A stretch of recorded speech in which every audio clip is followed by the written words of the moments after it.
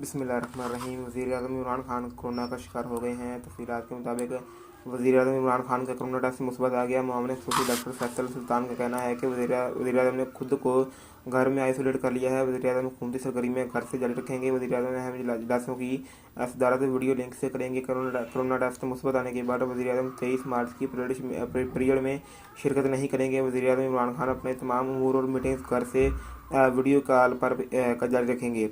वज़ीर-ए-आज़म हाउस और बनी गाला घर में मामले अमला के कोरोना टेस्ट किए जाएंगे। वज़ीर-ए-आज़म के सेक्रेटरी आज़म खान का कोरोना टेस्ट भी कराया जाएगा। वज़ीर-ए-आज़म के मिलिट्री सेक्रेटरी समेत तमाम मुलाज़मीन के कोरोना टेस्ट किए जाएंगे। वज़ीर आला खैबर पख्तूनख्वा महमूद खान और वज़ीर मवासलात मुराद सईद समेत दीगर मामले खसूसी अपने अपने कोरोना टेस्ट कराएंगे। वज़ीर-ए-आज़म से मुलाकात करने के वाले वज़रा और दीगर खसूसी हुकूमती शख्सियात भी अपना कोरोना टेस्ट कराएंगी। वज़ीर-ए-आज़म की आइंदा हफ्ते की मसरूफियात इनकी सेहत देखकर तय की जाएंगी। कई वफाकी वज़रा, मामलीन, मशीरान और सिक्योरिटी अमला के टेस्ट भी होंगे।